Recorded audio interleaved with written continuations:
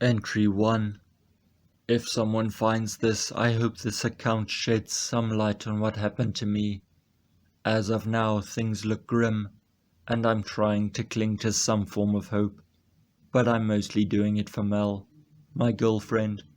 If I crack, she'll crack. So I'm putting on a brave face and writing down my fears here, for you, whoever you are. 3 days ago I rented a boat and took her out to sea. I wanted to do something romantic, watch the sunset over the water or something.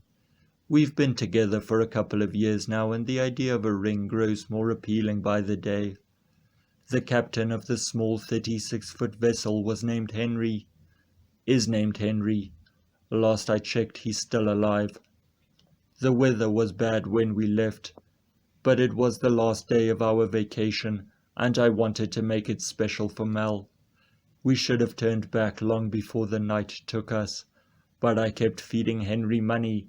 He saw the storm clouds, he knew the risks, but I kept flashing hundreds and paid for him to ignore the coming hell, putting my faith in his abilities to navigate us safely back home. That was a mistake. Also, I'm pretty sure he was drunk before we even set sail. If you can put a face to the term sea dog, then you know all you need to about our captain. The storm came just as predicted, dragged us way out to sea, and absolutely messed us up. It was one of the most terrifying things I've ever lived through. The waves, the rain, the thunder. I'm honestly surprised we're all still alive. Well, Henry is not doing too well. He is below deck in the small cabin, lying across one of the 2 cots. The sail snapped during the gale and cracked him hard across the head. I was able to stop the blood flow, but he's touch and go, which leaves Mel and me absolutely screwed.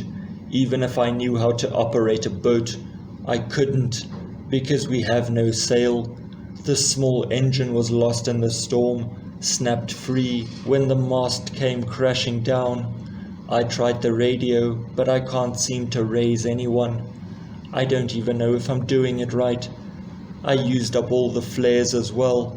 That was 3 days ago. There's some food left, a meager supply stored in the cabin below, but it won't last long. I can't believe any of this. 3 days we've been adrift, at the mercy of the tide. We have not seen anyone. Henry is losing his strength, and he sleeps most of the time. Mel stopped crying yesterday, and has gone mostly silent, which leaves you and me. I'm scared, and I have no idea if I will live through this. Entry 2. Another day has passed. The sun was hot today, and we stayed mostly below deck. The last thing we need is a blistering sunburn to add to our misery. Henry did not move much today. He was able to ask me about the radio and tried to give me instructions on how to use it, but I could not understand most of what he was saying. I think he's getting worse. We need to get him to a hospital. Thought I saw something on the horizon at some point earlier, but I think it was just my imagination. It was just a sliver of darkness, a shadow, probably a mirage. I can't take the silence. Mel is not engaging anymore. It's like she's given up. I don't think I can handle that. Don't leave me alone with my thoughts. They are dark enough as it is. Entry 3. Same day. I'm sitting on the deck beneath a full moon. The waves are alive with its light. It would be beautiful if it was not so haunting. Mel is asleep below deck. I tried the radio again, like I have been, but I was not able to reach anyone. It's just after midnight, and I'm tired, but I don't want to sleep. I don't want to go down into the cabin and listen to Mel toss and turn as nightmares plague her. She's so scared. So am I. About an hour ago I thought I heard something. Probably nothing, but I want to keep writing, so I'll tell you about it. It sounded like clacking, like someone smacking two pieces of firewood together. Twice it happened, but it was so faint, I'm not sure it was even real. Probably not. I need to sleep at some point, but not yet. Maybe we'll be rescued tomorrow. As if. Entry 4. We saw something today. It was around midday, and Mel was on the deck with me. She saw it first. It was the strangest thing. It was a canoe, a huge withered canoe. It had to be at least 20 feet long. It looked old, wooden, and was completely empty. The ends of its curvature rose up in two sharp tips, almost needle thin. I've never seen anything like it. I took it as a good sign. Maybe there's an island or something nearby. It lifted Mel's spirits, thankfully. She started talking again and got excited. Despite my lingering hope, something about that canoe made me feel uneasy.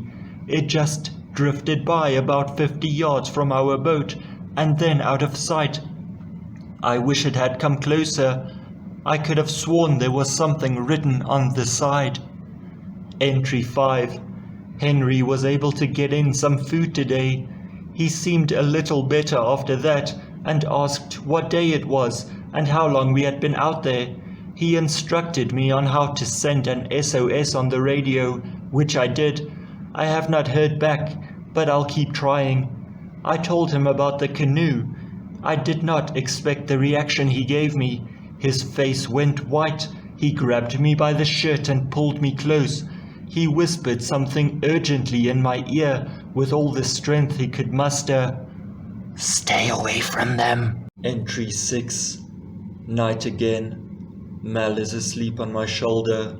I'm on deck, just watching the water. I'm lonely.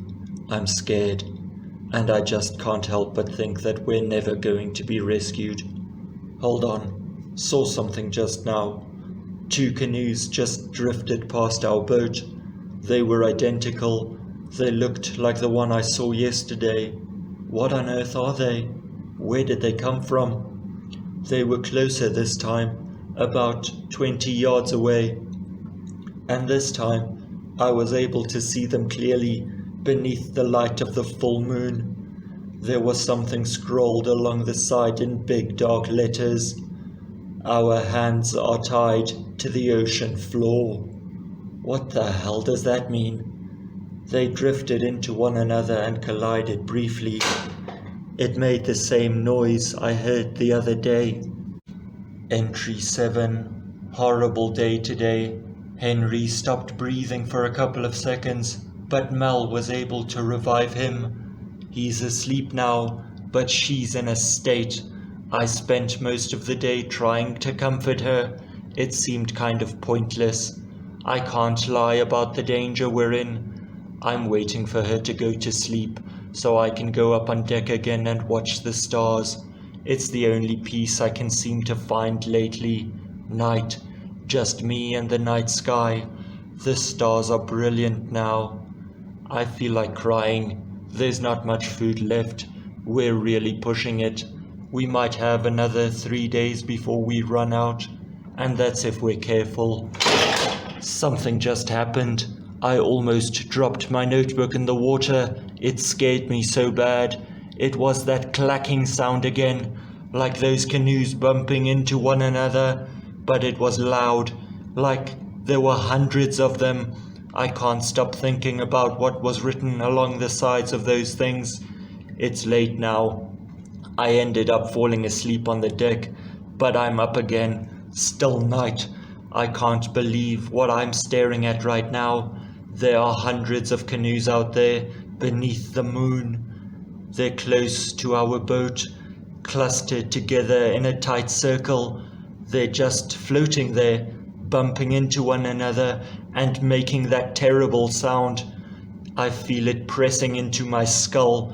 Each one has the same thing written across it. Our hands are tied to the ocean floor. Entry 8. Henry died today. Entry 9. I did not write yesterday. We ran out of food, waiting for the hunger to catch up. I can already feel it, and yet I know it's only the start of our torment. Didn't see any canoes last night. Saw something else. Lights. Lights in the water. There were two, and they were very far away. Green, like spotlights, beneath the depths. I watched them for a long time while Mel cried herself to sleep. I cried a little too. I don't think we're getting rescued. There's something wrong with this place. Entry 10. Trying to ignore the hunger. Been watching the canoes instead. They're back. Dozens of them. Mel is watching them too. It's cloudy today, so we're sitting on the deck. She keeps muttering to herself over and over again. I did not catch it at first, did eventually. She keeps saying, "My hands are tied to the ocean floor. My hands are tied to the ocean floor." Entry 11. Mel is gone. I woke up in the middle of the night 'cause I heard splashing. When I saw she was not next to me, I panicked. It seems my fears were not in vain. She's frickin' gone. She left me a note. I don't even know what it means. It's nonsense. Biblical crap. About hell. I cried so hard. Harder than I ever have before. The lights are back. Closer. Whatever the source is, it's huge. The volume of water that's ignited by these two beams is incredible. Something about it scares the crap out of me. Probably because the canoes are back. They seem to be swarming the lights. Drawn to them. Something terrible is down there. Entry 12. I think I might end it all. I'm so hungry. Entry 13. Watching the lights in the darkness again. They're blinking. Don't know if that's good or bad. I can't count how many of those darn canoes are out there, clacking together, always clacking. Been a couple of hours. Got lost in my thoughts, mesmerized by the lights. Something has changed. It's the canoes. I can see something in them. Things, shadows, masses of darkness standing beneath the moonlight. They have horns coming out of their heads, huge, long horns that extend high into the sky. I think they're watching me. I think I'm losing my mind. Entry 14. I'm going to swim out to those canoes tonight. They'll be back. Seem to only appear at night now. The hunger has consumed me, and the thirst. Drank some ocean water earlier and threw it up an hour later. I'm not going to last much longer. If I'm going to die, then I want to know what the hell is going on. Entry 15. This is it. Lights are back. The canoes are here. They are all filled with those terrible horned shadows. I think they're waiting for me. I think Mel saw them too. Because the longer I watch them, the more I want to go out to them. I understand the madness of that, but I don't care. I'm going to go now. The lights are blinking so fast. Goodbye.